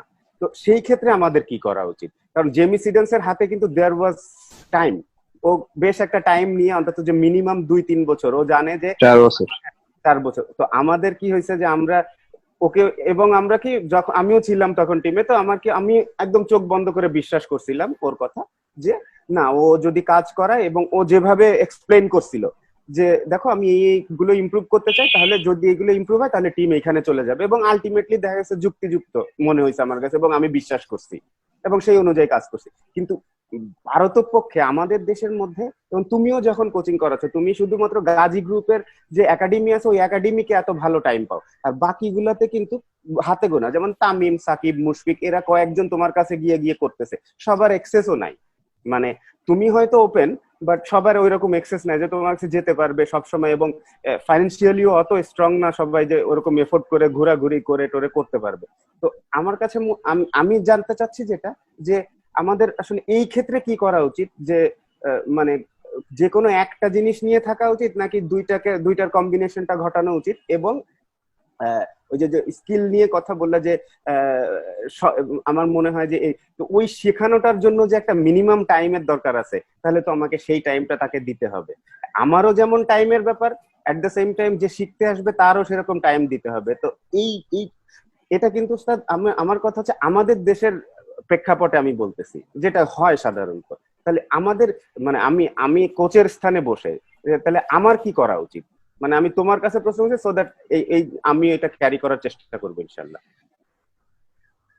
অ্যান্সারটা এই স্লাইডে দেওয়া আছে, যে যেই সব মানে গ্রাসরুট লেভেলে যখন কোচিং করাবো, একাডেমি টিম যখন কোচিং করাবো, তখন আমার মেইন কাজ হবে প্লেয়ার ডেভেলপমেন্ট। যখন আমি বিপিএল করাবো, ডিপিএল করাবো, যখন রেজাল্ট, মানে এখানে আমার রেজাল্ট দিতে হবে, আমার জবের উপরে আমার ঝামেলা আসবে, তখন আমি কিন্তু তখন ওই উইনিং কোচ হয়ে যাবো। রেজাল্ট দেখবেন। হ্যাঁ, যখন আমার যেটা দরকার, যেটা হচ্ছে আমি বিপিএল, ডিপিএল এইসব জায়গায় ইউনিভার্সিটি লেভেলে কোচিং করছে, ন্যাশনাল চ্যাম্পিয়নশিপ করতেছে, এইসব জায়গায় রেজাল্ট ওরিয়েন্টেড, এইসব জায়গায় জবাব দিয়ে আছে, নাহলে চাকরি চলে যাবে, তখন আমি উইনিং এর দিকে চলে যাবো। বাট আমি যখন গ্রাসরুট লেভেলে টিম করতেছি, বিশেষ করে স্পেশালি আন্ডার-19 পর্যন্ত, তখন আমার মনে হয় যে আন্ডার-19 পর্যন্ত ছেলেদের ডেভেলপমেন্টটা খুব ভালোভাবে দেখা হচ্ছে। ওই জায়গায় শুধু ডেভেলপমেন্ট ছাড়া অন্য কিছু চিন্তা করবে। আন্ডার-19 লেভেলে অনেক, যেমন অস্ট্রেলিয়া, ইংল্যান্ড কিন্তু অত ভালো না, বাট দেখা গেল যে ওই প্লেয়ার গুলা যখন 25-26 বছর হয়ে যায়, তখন কিন্তু এক একজন সুপার ডুপার প্লেয়ার হয়ে যাচ্ছে। তার কারণ তখন তারা কিন্তু ওই রেজাল্ট ওরিয়েন্টেড কাজ করে না, তারা তখন প্লেয়ারটাকে ডেভেলপ করার চেষ্টা করে, তার ভিতরে যত ইন্টারেস্টিং করা লাগে, তত কিছু করা লাগে, তখন কিন্তু তারা ওইটাই করায়। এখন জিনিসটা হবে, যখন আমি যেখানে কোচিং করছি সেই কোচিং এর সেই জায়গাটা আসলে ডিমান্ডটা কি, সেটার উপর ডিপেন্ড করে আমার রোলটা সেরকম হবে। বাট তারপরও আমি বলবো যে যেহেতু আমাদের দেশে সময় স্বল্পতা খুব কম, যে কোনো সময়, মানে এই বিপিএল বলে, ডিপিএল বলে, ন্যাশনাল চ্যাম্পিয়নশিপ, ওইসব জায়গাও প্লেয়ারকে বুঝাইতে হবে যে তোমার এই ইমপ্রুভমেন্টটা দরকার, নাহলে কিন্তু সে করবে না। সে 1 বছর পরে সে কিন্তু ওই প্লেয়ারটাই থাকবে, তাকে এর পাশাপাশি সে যেন ওই কাজগুলো করতে পারে, সেই দিকে একটু মোটিভেট করাটা খুব বেশি জরুরি। এক্স্যাক্টলি, আমি এই উত্তরটাই চাচ্ছিলাম, যে আমি যখন গ্রাসরুট লেভেলে করলাম, ঠিক আছে, আমি একদম প্রথম থেকে শুরু করে সময় নিয়ে করলাম, যখন আমি উইনিং কোচ হয়ে যাচ্ছি, তখনও তো আমার একটা কাজ আছে। তো এইটা ধরনটা আমি উত্তর পাইছি, এই যে আমি এটাই জানতে চাচ্ছিলাম, যে তখন তাহলে তার মানে টাস্ক আমার তাকে দিতে হবে, বিকজ নাহলে সে ডেভেলপ করবে কবে? হ্যাঁ হ্যাঁ হ্যাঁ, এক্স্যাক্টলি। যে যদি আমি বলি রাজা, জিনিসটা খুব ইম্পর্টেন্ট, সব কোচরা কেন প্লেয়ার অ্যাকসেপ্ট করে না, করতে চায় না? অনেক কিন্তু কোচিং তাকে কেন অ্যাকসেপ্ট করতে চায় না? কারণ তার কাছ থেকে সে কিছু পাচ্ছে না, সে তাকে ট্রাস্ট করতেছে না, তার এবং আমি যতটুকু বাংলাদেশি প্লেয়ারদের বুঝি, তারা হচ্ছে চিন্তা করে তার মুখ থেকে একটা নতুন কিছু ওয়ার্ড বের হবে, বা নতুন কিছু একটা শিখাবে আমাকে, তখন সে খুব অ্যাট্রাক্ট হয়। ওই প্লেয়ারটা খুব বেশি পরে দেয়, এই কোচ আরে হেভি জানে, ঠিক আছে? তো এই কারণে কন্টিনিউ ওই ছেলেকে আপগ্রেড করাটা, অনেক ওই কোচের আপগ্রেড, মানে তার টেকনিক্যাল নলেজ, আমাদের দেশে হচ্ছে গিয়ে টেকনিক্যাল নলেজ খুব ভালো লাগবে, তাহলে ছেলেটা খুব বেশি মানে অ্যাকসেপ্ট করে তাকে, যে এই কোচ অনেক জানে, ঠিক আছে? দেশের ইয়ার উপরে অনেক কিছু ডিপেন্ড করে। বাট আমি বলবো যে এই কারণে আন্ডার-19 লেভেলে সবসময় চিন্তা করা উচিত যে তার প্লেয়ার ডেভেলপমেন্ট। আর ডেভেলপমেন্টের ক্ষেত্রে যেগুলো কোনো শর্টকাট চিন্তা করা যাবে না, ছেলের এজের সাথে তার এক্সপিরিয়েন্স, প্লেয়ারটার এক্সপিরিয়েন্স কিরকম সেটার উপর ডিপেন্ড করে তাকে কিন্তু ওষুধের ডোজ দিতে হবে, যে তাকে কতটুকু। আমি দেখছি যে একটা 13 বছরের ছেলেকে কোচ তাকে শিখাচ্ছে কি করে গ্যাপ দিয়ে মারা। সেই ছেলেটা ব্যাটই ধরতে পারতেছে না, সে ব্যাটই ধরতে পারতেছে না, তাকে আমি গ্যাপ দিয়ে মারা শিখাচ্ছি। তার মানে কি, তাকে আমি আরো অনেক, মানে যতটুকু তাকে দেওয়া দরকার তার চেয়ে বেশি দিয়ে দিতেছি ডোজটা। সেটাতে কিন্তু ওই ছেলের কিন্তু আমার লাভ হচ্ছে, তার ডেভেলপমেন্টটা কিন্তু সেটা হবে না। তো আমি ওই কোচটা আমি একসময় রাত্রেবেলা জিজ্ঞেস করছিলাম যে আচ্ছা, আপনি তো ওরা এখন এরকম শিখাই ফেলতেছেন, আপনি ওরা ভবিষ্যতে কি কোচিং করাবেন? ওর তো কোচিং করানোর কিছু নাই তো আপনার কাছে। তো জিনিসটা তো আসলে তাই যে আমার যতটুকু দরকার তার এইজের সাথে তাকে কতটুকু দিতে হবে, এবং কতটুকু সে এক্সপিরিয়েন্স খেলার প্রতি তাকে ততটুকু ডোজই তাকে দিতে হবে, তার চেয়ে বেশি দেওয়া যাবে না, কমও দেওয়া যাবে না। এই যে শর্টকাট চিন্তা ভাবনা যে কথা বলছিলাম, যে অনেক প্লেয়ার হারায় যায়, তারা খুব শর্টকাট রেজাল্ট চায়, যে এখন এই গ্যাপে মারবে, এখন এই করবে, এখন ওই করবে, দিয়ে শর্টকাট রেজাল্টটা তাড়াতাড়ি নিতে চায়। তখন কিন্তু অনেক ছেলে রাস্তা থেকে হারা যায়, তখন লং টার্মটা সে কখনো চিন্তা করে না। কোনো প্র্যাকটিস, কোনো প্লেয়ার যদি কোনো চিন্তা ছাড়া প্র্যাকটিস করে, সেটা আমি যেটা বলছি যে শুটিং করবে উইদাউট এমিং, মানে এটার সাথে যখনই আমরা প্র্যাকটিসটা কখন করি, আমরা তখনই করি, সবাই করি যে গেলাম drive drive drive drive drive drive, কোনো চিন্তা নাই কিন্তু আর, এছাড়া কিন্তু আর কোনো চিন্তা নাই। বাট এইটার সাথে যদি আমি কোনো চিন্তা ঢুকাই দিতে পারতাম, কোনো ব্যারিয়ার দিতাম, কোনো একটা টার্গেট দিতাম, কোনো এটার সাথে কোনো কিছু একটা সিনারিও দিতাম, তখন কিন্তু প্র্যাকটিসটা আরো বেশি ফ্রুটফুল হইতো, যে না এটাতে অনেক লাভ হচ্ছে, তখন তার মেন্টাল চিন্তাধারাটা অনেক চেঞ্জ হতো। সালাউদ্দিন ভাই, সালাউদ্দিন, ইয়েস সিনারিও বা এটা কি, মানে লাইক এক্সাম্পল? সিনারিও মানে কি, আপনি একটা সিচুয়েশন দিয়ে দিবেন, একটা পরিবেশ দিবেন, যে না ঠিক আছে, তুমি ধরেন এখন বলো পারপাসটা দিয়ে দিল যে এই পারপাসে খেলতেছি, তাই তো? হ্যাঁ, ইয়েস, যে কোনো জিনিসের একটা এইম দিয়ে দিল যে এইভাবে কাজ করো, বা এইটা ম্যাচের এই সিনারি এখন হচ্ছে এত এরকম বলার, এরকম এরকম কাজ হচ্ছে, এরপর তুমি এইভাবে এই সিচুয়েশনে তুমি ব্যাটিং করতেছো। তখন কি সে একটা যে কোনো একটা ছোট সিম্পল সিচুয়েশন দিলেও সেটাও নিয়ে কিন্তু সে চিন্তা করবে। এই কারণে হচ্ছে এটা প্র্যাকটিস ক্রিকেটও, সিমেন্ট ক্রিকেটও প্র্যাকটিস, যে কোনো জায়গায় এটা আপনি বাসায় করলেও করতে পারেন। বাসায় আপনি যদি শ্যাডো করেন, তখনও যদি আপনি চিন্তা করেন, যে আপনি ভিজুয়ালাইজ করেন যে আপনি তার এগেইনস্টে খেলছেন, সেটাও কিন্তু আপনাকে অনেক কাজে দিবে। এটা যে কাজে দিবে না তা নয়, সেটাও কিন্তু কাজে দিবে। প্রত্যেকটা জিনিসই কাজে দিবে যদি সেটা হ্যাঁ সিনারি যদি সে নিয়ে আসতে, খালি ড্রাইভ না, তো এটা খেলতে তো তুমি 20 বল বাকি, তুমি 24 করতে হবে, তুমি ওভাবে করে খেলো, মিস করেন, এটাই তো যে কোনো 1000টা সিচুয়েশন আপনি দিতে পারবেন। আপনি দেখুন, একজন প্লেয়ারের কাছে আমার কাছে মনে হয় প্র্যাকটিস সেটাই হওয়া উচিত যেটা সে ম্যাচে গিয়া ফেস করে, যে তাকে যেন ম্যাচে যাওয়া ড্রেসিং রুম থেকে বলে দেয় না, ওই ওই ওই এক খেল, ঠিক আছে, চার মার রাইট, ট্রু। একটা পেস বোলার জীবনও ডিফেন্স খেলে নাই, ব্যাটসম্যানরা বাস থেকে বাইরে থেকে বসে ওই এক খেল ওরে দে, আরে জীবনে তো যে নিবনে নেটে তো সে এক খেলায় প্র্যাকটিস করে নাই, তারে আমি এখন বলতেছি, আর নিজে ব্যাটসম্যান পারি নাই, এখন বলারে কইতেছি এক খেলতে। মানে সাথে অ্যাটলিস্ট তাকে তো প্র্যাকটিস করায়, তাকে আমার সেইভাবে ডেভেলপ করলে তখন না সে যে এক খেলা দিতে পারবে। তো এই কারণে আমি বলবো যে সবসময় চেষ্টা করা উচিত যে ম্যাচের সাথে সিনারিও মিল রেখে তাকে কাজ করানো। আমি যেটা বলছিলাম স্যার, আমাদের টুর্নামেন্ট গুলোতে ধরেন প্রিমিয়ার লিগ বলেন, ন্যাশনাল লিগ বলেন, জাস্ট ক্যাম্প শুরু হয় 5 দিন 10 দিন আগে। সেই ক্ষেত্রে ধরেন অনেক ফরেন কোচদেরকেও আমরা দেখেছি যে যখন আসছে টুর্নামেন্ট শুরুর আগে 2 দিন 3 দিন আমাদের ফার্স্ট ম্যাচ আছে, অনেক বেশি ফিটনেস ট্রেনিং করায়। স্কিলের থেকে দেখা গেল যে 2 বেলা খুব বেশি ফিটনেস ট্রেনিং করাচ্ছে, এবং আমাদের ফিটনেস তো আপনি জানেন যে মানে মেয়েদের ক্ষেত্রে খুব বেশি ফিটনেস থাকে না। তো যখন ম্যাচের আগের দিনও খুব বেশি ফিটনেস ট্রেনিং করায়, এবং তারপরে ম্যাচের দিন দেখা গেল যে হঠাৎ করে প্রথম ম্যাচ বা দ্বিতীয় ম্যাচ খেলতে গেলে প্লেয়ারদের আর ওই যে এনার্জিটা থাকা দরকার সেটা থাকে না। আসলে আমার কাছে এটা জানার যে আসলে টুর্নামেন্টের 2-4 দিন আগে যে প্র্যাকটিস গুলো আমরা শুরু করি, সেই সময় কি আসলে আমাদের এত বেশি ফিটনেসটা দিকে মনোযোগ দেওয়া উচিত নাকি স্কিলের দিকে? এখন ডিপেন্ড করে হচ্ছে কি, এখন প্লেয়ারের আসলে মানে কারেন্ট সিচুয়েশনটা সে কিরকম অবস্থায় আছে। এখন যদি কোচ মনে করে যে না তার আসলে ফিটনেস এর কারণে তার পারফরমেন্সে ব্যাঘাত ঘটতে পারে, তখন তো আলটিমেটলি সে কিন্তু তার ফিটনেস এর দিকে তাকাবে। সে যদি কিছু না করেই আসে, তো এটা প্রত্যেকটা কোচের আসলে নিজস্ব একটা স্টাইল থাকে। এখানে আমার আসলে কিছু বলার নাই, কারণ হচ্ছে জিনিসটা হচ্ছে সবারই একটা কোচিং এর মেথড থাকে, সে কিভাবে আগাবে। বাট আলটিমেটলি তো খুব এত অল্প সময় দিয়ে তো আসলে টিম করাটাও ঠিক না। বাট যখন এটা কিন্তু প্লেয়ারের দায়িত্ব, এই সবসময় আমাদের একটা বাজে দিক হচ্ছে আমরা সবসময় কিছু হইলে আঙ্গুলটা কিন্তু কোচের দিকে চলে যায়, ঠিক আছে? কিছু হইলে আঙ্গুল কিন্তু কোচের দিকে যে এখন এগুলা করছে। প্লেয়ারটার কিন্তু দায়িত্ব, সে কিন্তু সুপার ফিট হয়ে এই 2 দিন আগে যদি ক্যাম্প থাকে তাহলে সুপার ফিট হয়ে তাকে জয়েন করা উচিত। আরেকটা ব্যাপার স্যার, যে ধরেন আমরা টুর্নামেন্ট খেলতেছি, একটা টিমের বেস্ট প্লেয়ার, এখনো টুর্নামেন্ট আমার গেছে যে একটা টিমের বেস্ট প্লেয়ার 45 করে একটা সুইপ খেললো, আউট হয়ে গেল। আবার একটা ম্যাচে দেখা গেল 75 করে ওই 75 পর্যন্ত কোনো সুইপ খেলে নাই, 75 এর পর একটা সুইপ খেললো, ওই বলটাতে আউট হয়ে গেল। ওই টুর্নামেন্টে দেখা গেল যে 8টা-10টা ম্যাচে প্রায় 7টা-8টা ম্যাচেই ও সুইপ খেলতে গিয়ে আউট হয়ে যায়। ঠিক ওই মুহূর্তে ওই প্লেয়ারটার জন্য সাজেশনটা কি হবে স্যার?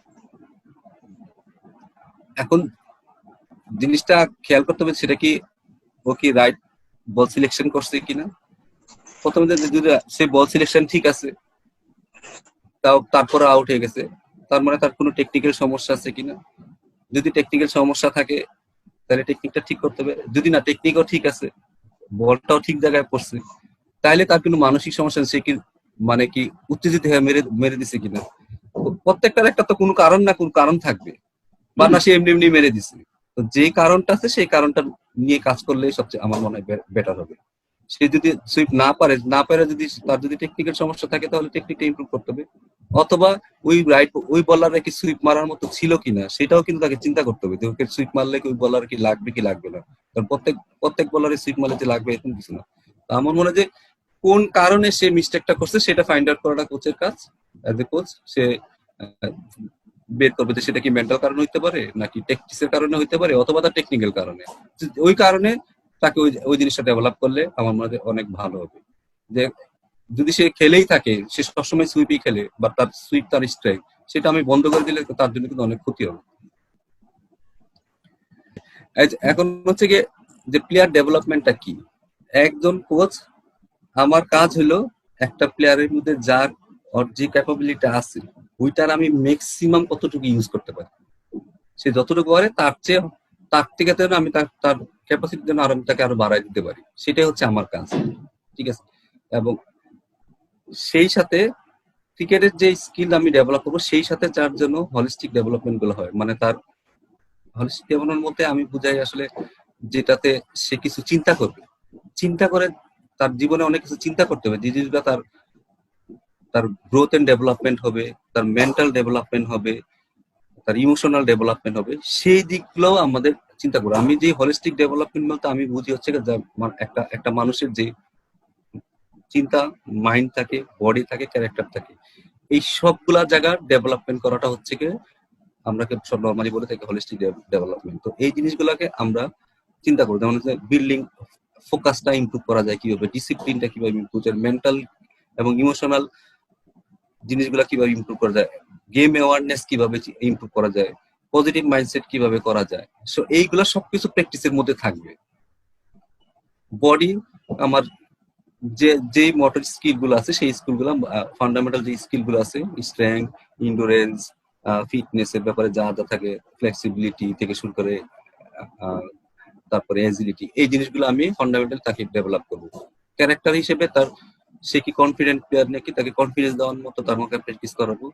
তার কমিউনিকেশন কিরকম, তার কমিউনিকেশন স্কিল কেমন, সেগুলো আমি দেওয়ার চেষ্টা করবো। মানুষের প্রতি সে কিরকম সদয়, এবং মানুষের সাথে তার ব্যবহার কিরকম, মানুষের রেসপেক্ট করতেছে কিনা, লিডারশিপ তার কোয়ালিটি আছে কিনা, সেগুলোও তাকে আমরা কিন্তু ডেভেলপ করতে হবে একসাথে। তাহলে আমার মনে হয় একটা ছেলে পরিপূর্ণ প্লেয়ার হিসেবে সে আবির্ভূত হবে। আর একটা জিনিস হচ্ছে কগনিটিভ স্কিল, সেটা হচ্ছে গিয়া যেটা ব্রেনের কাজ, যেগুলা ব্রেনের কাজ সেগুলো প্র্যাকটিসের মধ্যে নিয়ে আসতে হবে। এন্টিসিপেশন আমাদের ক্রিকেটের জন্য খুব জরুরি। এন্টিসিপেশনটা কিভাবে, ফোকাস কিভাবে করতে হয়, ডিসিশন মেকিং কিভাবে করতে হয়, প্রবলেম কিভাবে সলভ করতে হয়, এইসব জিনিসগুলো কিন্তু আমাদের প্র্যাকটিসের মধ্যে নিয়ে আসতে হবে। তাহলে ডেভেলপমেন্টটা অনেক কিছু হবে। শুধু স্কিল বেস হবে না, কোনো টেকনিকের প্র্যাকটিসটা কখনো শুধু টেকনিক বেস হবে না। এটার সাথে এগুলা এগুলা এবং আপনারা কিন্তু সবাই করেন, এরকম না যে কেউ করে না, সবাই করে। যখন আপনি বল ডিসিশন মেকিং, ধরেন দুইটা বল আছে, একটা ডান হাতে ধরো একটা বাঁ হাতে ধরো, দুই কালারের বল, এইটাই হচ্ছে ডিসিশন মেকিং। যে এর মধ্যে কিছু ডিসিশন আছে, মনে হচ্ছে যে এটা কোনো কাজে দিচ্ছে না, কিন্তু একটা সময় কিন্তু তাকে এটা অনেক কাজে দিবে। এখন মনে হচ্ছে যে দূরে এটা কি প্র্যাকটিস করা যায়, 3 কালারের বল দিয়ে ক্যাচ ধরতে বলতেছে, একটা এই হাতে একটা হাতে একটা নিচ দিয়ে ধরতে হচ্ছে, একটা উপর দিয়ে হচ্ছে। বাট এইটা কিন্তু সে কুইকলি যে একটা তো হচ্ছে এন্টিসিপেট করতেছে, সেই সাথে কিন্তু সে কিন্তু ডিসিশন নিচ্ছে। এটা যে ম্যাচে যে আপনার কত কাজে লাগবে সেটা কিন্তু আপনি এটা পরে বলবেন, এটা হয়তো এখন বোঝা যাবে না, সেটা এটা হয়তো দেখা যাবে না, কিন্তু একটা সময় কিন্তু ইন দ্য লং রানে কিন্তু এগুলো অনেক কাজে দিবে, এগুলোতে অনেক অনেক ইমপ্রুভমেন্ট আসবে। তো এরকম প্র্যাকটিস আমার কাছে মনে হয় যে সবকিছু সবসময় একটা চ্যালেঞ্জ রাখা উচিত প্র্যাকটিসের মধ্যে, তাহলে ছেলেদের এই ডেভেলপমেন্ট গুলো হবে। আর যেটা বলছি যে আমরা কখন একজন উইন কোচ হবো আর একজন কখন হচ্ছে ডেভেলপমেন্ট কোচ হবো, সেটা আমি আবার এটা তো একটু আগে ডিসকাস করছি। এইগুলা এখন আমরা কিভাবে করতে পারি? ফার্স্ট কথা হচ্ছে ইগো। আমি অ্যাজ এ কোচ আমি বলবো যে আমাদের ইগোটা, যখন আমি কোচিং করতেছি আমাদের ইগোটা অনেক দূরে ফেলাই দেওয়া উচিত। ইগো নিয়ে কোচিং করানো যাবে না। কারণ এটা এমন একটা মেসিভ ব্যাপার, এই কারণে অনেক সময় অনেক বড় প্লেয়াররা আসছে কোচিং এ, তারা কোচিং এ টিকতে পারে না। তার মূল কারণ হচ্ছে তার এই ইগো সমস্যাটা হচ্ছে, এক হচ্ছে আমার মতো হইতে হবে, আমি যেভাবে খেলছি সেভাবে খেলতে হবে, আমার মতো খেলতে হবে, এইটা আগে সবার আগে চেঞ্জ করতে হবে। সেকেন্ড হচ্ছে গিয়ে এই জিতার মন সমস্যা, যেটা বলো উইনিং, ওরা চিন্তা করতে পারে না যে এই ছেলেটা ডেভেলপমেন্টটা যে আস্তে আস্তে একটা প্রসেসের ব্যাপার, সেই প্রসেসটা ঠিক মতো ধরতে পারে না। এই কারণে তখন কিন্তু একটা প্লেয়ার আর কোচের মধ্যে একটা সংঘর্ষ লেগে যায়। তার মধ্যে ইগো জিনিসটা চেঞ্জ করতে হবে, এবং ইগোটা আরো অনেকভাবে হইতে পারে। আমার সাথে আমি একটা স্কুলের টিমের কোচ, তার সাথে আরেকজন স্কুলের টিম, তার সাথে আমার জিততেই হবে, নাহলে প্রেস্টিজের ব্যাপার।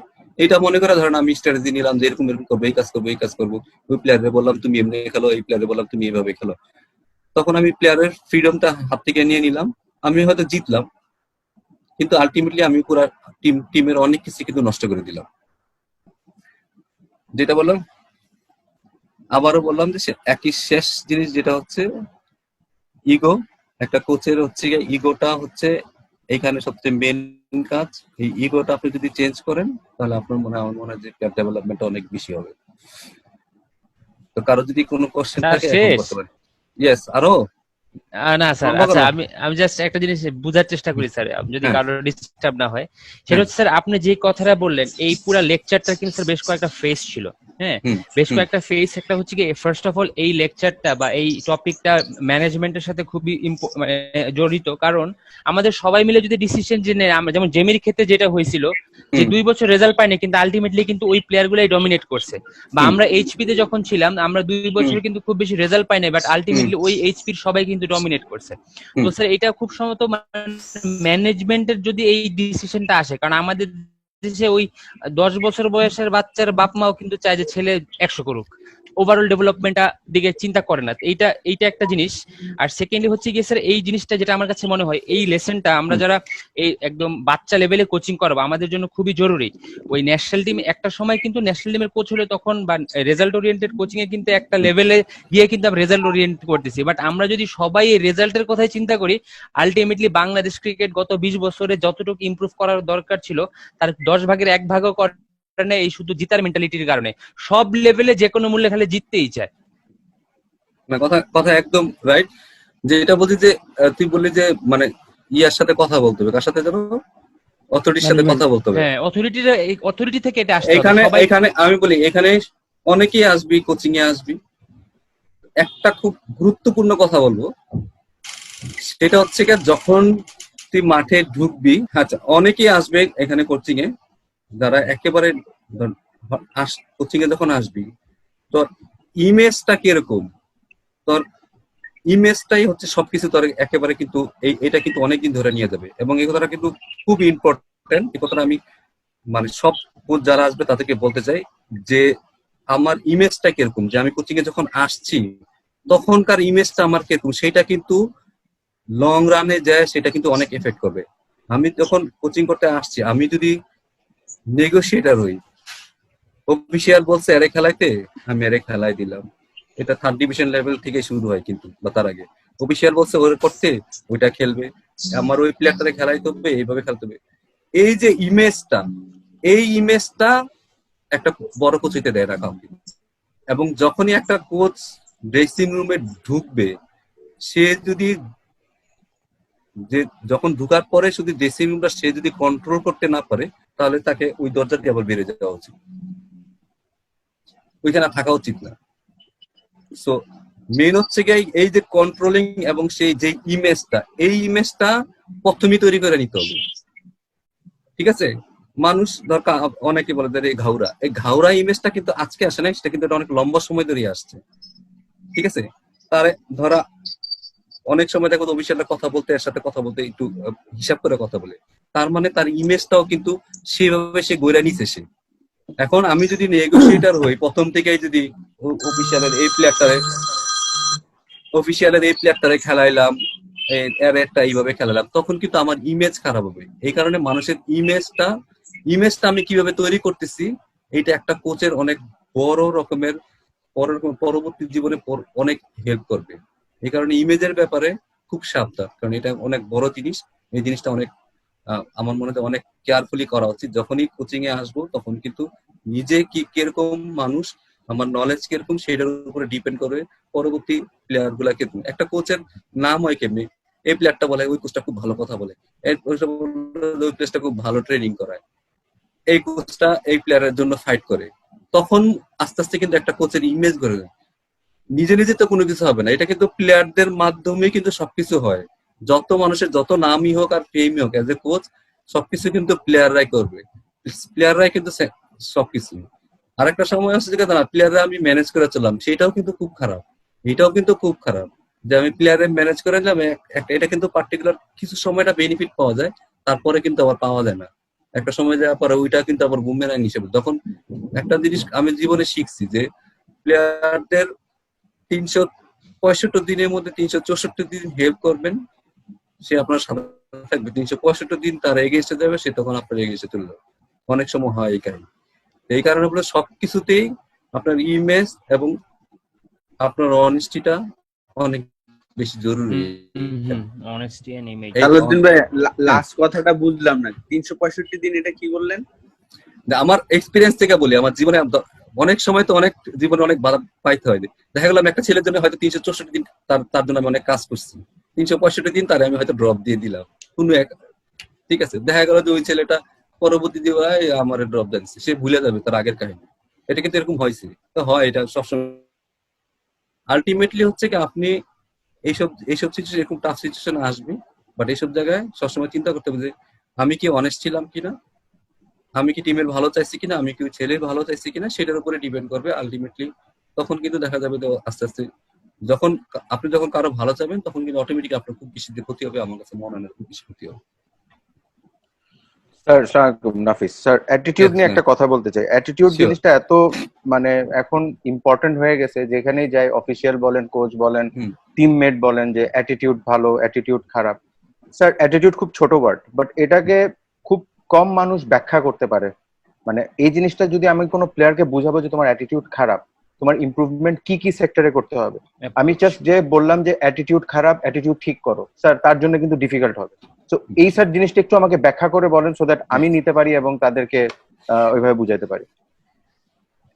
এই যে আমি যেটা বললাম, কোচিং এর বাইরের মানে কোচ হচ্ছে গিয়ে সেই বড় কোচ যে কোচিং এর বাইরের বিষয়গুলা সে কোচিং করাতে পারে কিনা পারে না, সে হয়তো ধরা দিতে পারবে, হেল্প করতে পারে। টেকনিক তুইও শিখাইতে পারবি, যে নতুন আসছে সেও কিন্তু টেকনিক শিখাইতে পারবে, ড্রাইভ এইভাবে খেলতে হয়, ড্রাইভ এইভাবে খেলতে হবে। তো অ্যাটিটিউডটা আমি কিভাবে ইমপ্রুভ করবো? অ্যাটিটিউডটা ইমপ্রুভ করার জন্য তো আসলে এখানে তো কোনো বই নাই যে বলে দিলাম এই কাজটা করিস, অ্যাটিটিউড ইমপ্রুভ হয়ে যাবে। এইসব জিনিস কিন্তু কখনোই হবে না, এগুলা কিন্তু বইয়ে লেখা হবে না, এগুলো আমি শিখাইতেও পারবো না, এগুলো তুই কেউ শিখাইতে পারবে না। এগুলার জন্য আমি যেটা বললাম যে পরিবেশ তৈরি করে দিতে হবে, তার জন্য সিচুয়েশন ক্রিয়েট করে দিতে হবে। তার অ্যাটিটিউড ইমপ্রুভ করার জন্য তাকে সে প্র্যাকটিসটা করাইতে হবে, যে ঠিক আছে তাকে এমন কিছু করাবো যে প্র্যাকটিসটা করলে তার ভিতরে অ্যাগ্রেশন আসবে, বা তার অ্যাগ্রেশন তো সাথে সাথে যে না সে মাঠে তার এফোর্ট দিবে, সে মাঠে ঠিক আছে, যে না ঠিক আছে সে মাঠের ভিতরে ফিল্ডিং করার সময় লেজি সে দাঁড়া থাকে, তার অ্যাটিটিউড ভালো না, তখন আমরা বললাম তার অ্যাটিটিউড ভালো না। ওইটার জন্য তারে হয়তো কোনো ড্রিল দিব, এমন কোনো ড্রিল দিব যেটাতে সে অ্যাটলিস্ট প্রতিটা বলের পরেই সে 20 মিটার সামনের দিকে আগায়, প্রতিটা বলেই সে সবসময় সামনের দিকে আগাচ্ছে, যে এরকম একটা ড্রিল দিলাম যে মাঠের মধ্যে দাঁড়া থাকে, আজকে প্র্যাকটিস হবে এরকম যে সবাই একটু ধারাবা, একটা বল যদি ফাইন লেগে গেল সবার কাজ হলো সবাই 30 মিটার ভিতরে ঢুকে যাবা। সো আমার কথা হলো যে এইসব জিনিসগুলো হচ্ছে কি একটা সিচুয়েশন দিয়ে ইমপ্রুভ করতে হবে, সিচুয়েশন না দিলে সে কখনো সেটা সে ইমপ্রুভ করতে পারবে না, এটা বইলা কখনো হবে না। তখন স্যার এটা হ্যাঁ। ফেক হয়ে যাবে, তখন মানে হ্যাঁ। ফেক হলে এটা হ্যাঁ। উল্টা হ্যাঁ। না স্যার, এটাই জানতে চাইছিলাম। Thank you sir. বইলা কোনো কিছু হবে না, সেটা পরিবেশ দিতে হবে তাকে, পরিবেশটা তৈরি করে দিতে হবে সবকিছু। আমি অ্যাটিটিউড ইমপ্রুভ করতে চাই সেটাও তাকে পরিবেশে দিতে হবে, তাকে মানে অ্যাগ্রেশন যদি আনতে চাই তাকেও সেরকম অ্যাগ্রেশন টাইপের প্র্যাকটিস করাইতে হবে। জি, যখন সে এটার সাথে ইউজ টু হবে তখন আস্তে আস্তে সেটা তার ভিতরে নিজের ভিতরে চলে আসবে। না sir, thank you, great learning. Because আমরা সবসময় অ্যাটিটিউড নিয়ে, কিন্তু আপনিও নিশ্চয়ই জানেন, সবাই হ্যাঁ। বারে বারে বলে, বাট এই ব্যাখ্যাটা, এই প্রসেসটা কিন্তু জানাটা খুব ইম্পর্টেন্ট। বিকজ অ্যাটিটিউড খুব কি ফ্যাক্টর হয়ে গেছে এখন বাংলাদেশ ক্রিকেটে, maybe world cricket. Thank you so much sir. আচ্ছা, হ্যাঁ। তারপর ধরেন মোটিভেশন, ঠিক আছে, মোটিভেশনটা এখন কিভাবে ইমপ্রুভ করবো? আমি একটা উদাহরণ দিতে চাই, এটা মনে হয় কাজে লাগবে। সাকিব যখন ওয়ার্ল্ডের 1 নম্বর প্লেয়ার হলো, ড্রেসিং রুমে সবাই খুব কংগ্রেচুলেট করতেছে, এই করতেছে সেই করতেছে, সবাই হেলি জানাচ্ছে ওয়ান ডে 1 নম্বর প্লেয়ার। আমি ড্রেসিং রুমে ঢুকছি, সবাই কংগ্রেচুলেট করতেছে, সবাই আমি পাশে দিয়ে চুপ করে দাঁড়াইছি, আমি কিছু বলতেছি, আমি দেখতেছি ড্রেসিং রুমে সবাই হেভি খুবই হচ্ছে। তা আমার দেখ, আমি কিন্তু এগুলা যেগুলা করছি সেটা কিন্তু আমার মনের অজান্তে করছি, যেরকম না যে আমি একটু পারপাসফুলি করছি, আমি না জানিয়ে করছি, কিন্তু এটা তা আমারে সাকিব তার পাশে দাঁড়িয়ে বলতেছে স্যার কিছু করলেন না। আমি কি বলবো করে, তুই তো ওয়ান ডে হয়েছে, তুই কি টেস্টের 1 নম্বর বলার হয়েছে? যেদিন টেস্টের 1 নম্বর প্লেয়ার হবি সেদিন আমার সাথে কথা বলিস। জিনিসটা হচ্ছে কি, আমার এটা হয়তো একটা খুব সিম্পল কথা, বাট আমি কিন্তু ওর জীবনের এইমও বড় করে দিলাম, সেই সাথে তারে মোটিভেটও করলাম, ঠিক আছে। হয়তো সে এটা শুনেছে কি শুনছে কিনা আমি জানি না, ঠিক আছে, বাট এজ এ কোচ আমার কাজটা আমি করছি, যে এটা তো কিছু না।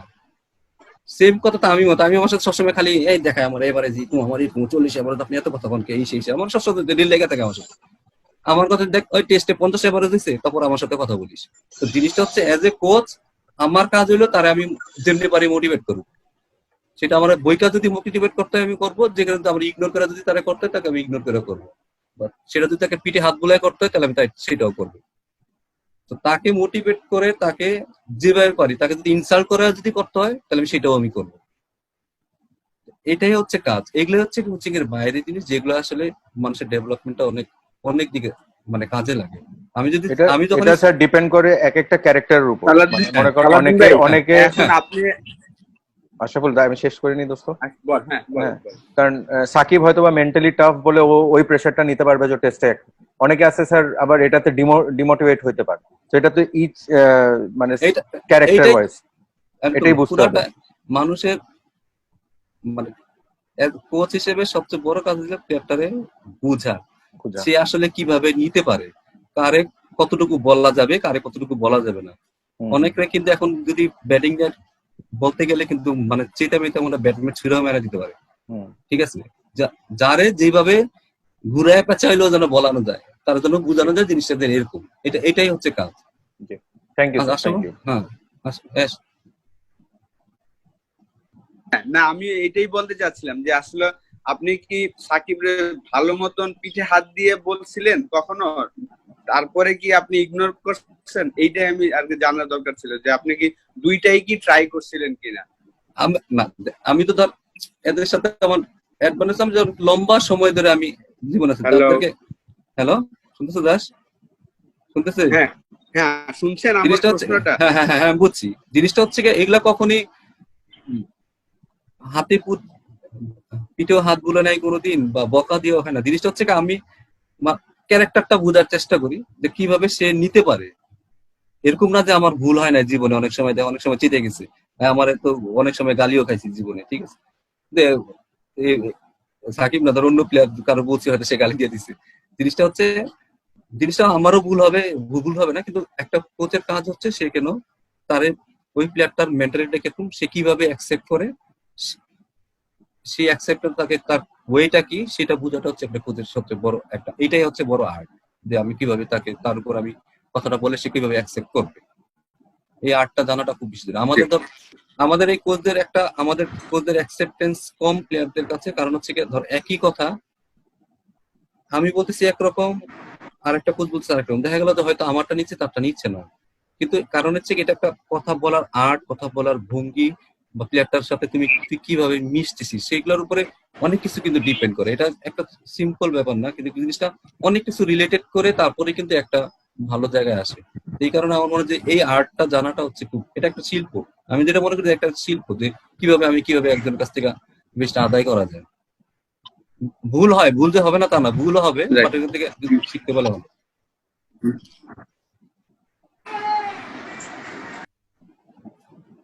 আসসালামাইকুম, সালাউদ্দিন ভাই মাকসুদ বলছিলাম। আমরা তো বোর্ডে এজ লেভেল নিয়ে বেশি কাজ করি।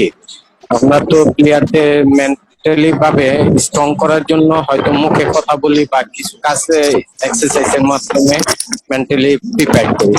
এর বাইরে কি করলে ছেলেদেরকে মানসিক ভাবে আর স্ট্রং করা যেতে পারে? আমি বলছি মাঠে প্র্যাকটিসের অ্যাটমসফিয়ারটা কিরকম সেটার উপরে ডিপেন্ড করে ছেলের আসলে মেন্টালিটিটা কিভাবে গ্রো করবে। মাঠের অ্যাটমসফিয়ারটা, মাঠের এনভায়রনমেন্টটা কিরকম সেটার উপরে ডিপেন্ড করে ছেলের মেন্টাল গ্রোথটা ডেভেলপ করবে। মাঠে অনেক বেশি চ্যালেঞ্জ দিয়ে কাজ করা, যেটাতে তার চিন্তাধারা বাড়বে। অনেক ম্যাচে যে গেমস এন্ড যে অ্যাক্টিভিটি গুলো থাকে সেগুলো সে কিন্তু চিন্তা করে সে করতেছে কিনা সেই কাজগুলো করাবেন, তাহলে কিন্তু তার ডেভেলপমেন্ট ডিসিশন মেকিং অনেক অ্যাক্টিভিটি করাবেন যেগুলোতে তার মানসিক গ্রোথ হয়। আমার মনে হয় যে এই কাজগুলো করলে তখন আপনাকে বেশ বাড়তি কিছু করতে হবে না। এবং সবচেয়ে বড় জিনিস হচ্ছে যারা ডেভেলপমেন্ট সেক্টরে কাজ করেন তাদের ওই ছেলের ফ্যামিলি সম্পর্কে জানার চেষ্টা করবেন, তার ফ্রেন্ড সম্পর্কে জানার চেষ্টা করবেন, সে কার সাথে মিশতেছে, কার সাথে ঘুরতেছে, তার বাবা মা কিরকম, তার আত্মীয় স্বজন কিরকম, সে কি অনেক সময় আছে বন্ধু বান্ধবের উপর অনেক কিছু তার খেলার প্রভাব ফেলে। আমি যখন 4টা কনফিডেন্ট মানুষের সাথে থাকবো, আমি ন্যাচারালি আমার ক্যারেক্টারটা আস্তে আস্তে কিন্তু কনফিডেন্স হয়ে যাবে। আমার বন্ধু বান্ধব যদি মিনমিনা হয়, কোনো কিছু ডিসিশন নিতে পারবে না, বাসায় ইনফেরিয়র কমপ্লেক্স বুকে, আমি যখন তার সাথে মিশবো আমারও কিন্তু ক্যারেক্টারটা আস্তে আস্তে কিন্তু ওইভাবে গড়ে উঠবে। সবকিছু মানুষ যাই শিখে সেটা হচ্ছে পরিবেশের মাধ্যমে। তো পরিবেশটার উপর ডিপেন্ড করবে আসলে সে কিভাবে সে বড় হচ্ছে। তো আপনি যদি ধরেন একটা ছেলের খুব ভালোভাবে মনিটরিং করছেন, তখন তার 24 আওয়ার্স তার ক্যারেক্টার মনিটর করার চেষ্টা করবেন, তখন আপনার জন্য অনেক, তাকে সঠিক ইনফরমেশনটা আপনার জন্য অনেক বেশি ইজি হবে। এই মনিটরিং করাটা সবাই পারে না। এই কাজ, এটাও কিন্তু আপনার কাজ, যে আপনি 24 আওয়ার্স আপনি কোচ, মানে আপনি শুধু ওই 2 ঘন্টার জন্য কোচ না তার। আপনি যদি তার 2 ঘন্টার কোচ হন, ওই ছেলে কোনোদিন ডেভেলপ করবে না। আপনি যখন কোচ হবেন 24 ঘন্টা তার কোচ আপনি, তাইলেই দেখবেন যে অটোমেটিক আপনাকে অনেক কিছু করতে হবে না, যে কাজগুলো সে অলরেডি বাইরে থেকে শিখে আসবে। ধন্যবাদ ধন্যবাদ সালাউদ্দিন, আজকের মতো শেষ করি। হ্যাঁ, সবাইকে ধন্যবাদ। হ্যাঁ, না কেউ কিছু কোশ্চেন করার আছে? কেউ? জি, আসসালামু আলাইকুম, আমি প্লাটুন বলছিলাম। আমার একটা কোশ্চেন ছিল। Last question. হ্যাঁ জি, আমার কোশ্চেনটা হচ্ছে প্র্যাকটিসে এনভায়রনমেন্ট রিলেটেড। সেটা হচ্ছে আমরা ব্যাটসম্যান বলেন, বলারদের বলেন, আমরা নেটে বা প্র্যাকটিসে ওই সিস্টেম আমরা এনভায়রনমেন্ট তৈরি করতে পারবো যে ম্যাচ সিচুয়েশনে কাজ করাতে। বাট স্লিপ ফিল্ডারের ক্ষেত্রে আমি গেম রিলেটেড প্র্যাকটিসটা কিভাবে করব, ওই এনভায়রনমেন্টটা কিভাবে ক্রিয়েট করব? আপনি স্লিপ প্র্যাকটিস করেন কিভাবে?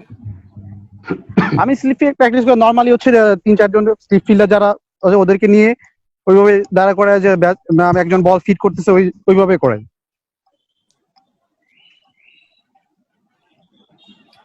নরমালি স্লিপ ফিল্ডিং যদি আমরা সবসময় নিক প্র্যাকটিস করি, এটা আমরা সবসময় নিক প্র্যাকটিস করি, যে এটা হচ্ছে আমি জানি যে বল আমার কাছে আসতেছে, ঠিক আছে, এটা অনেক সহজ সিচুয়েশন।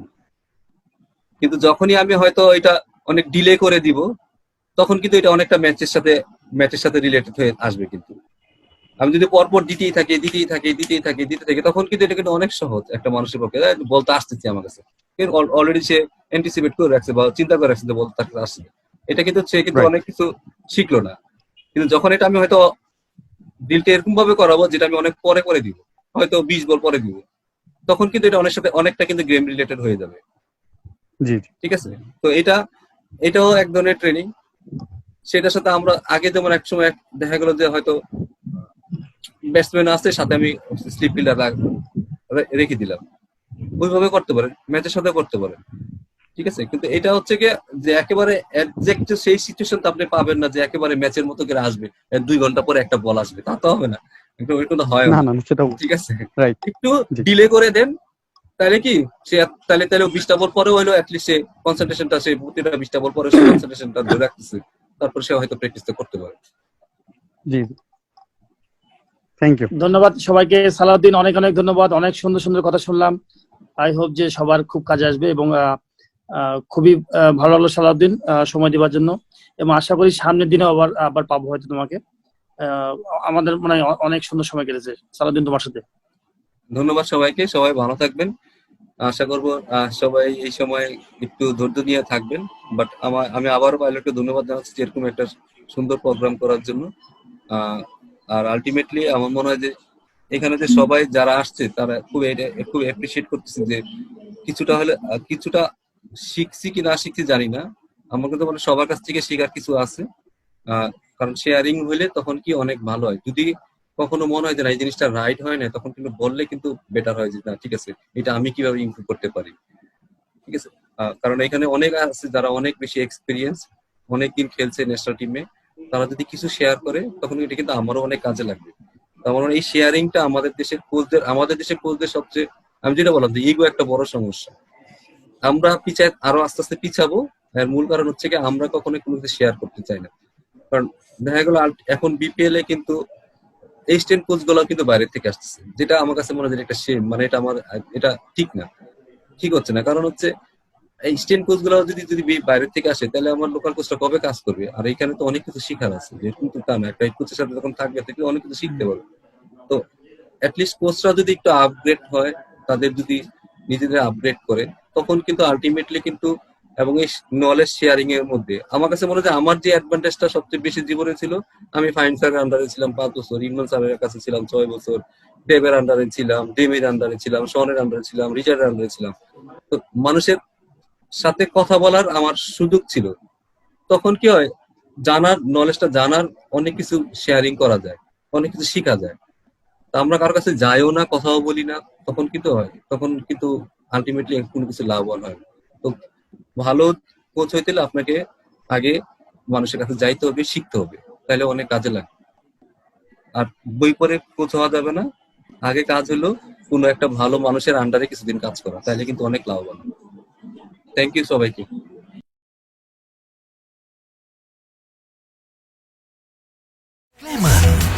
অফুরন্ত ফ্রেশনেস।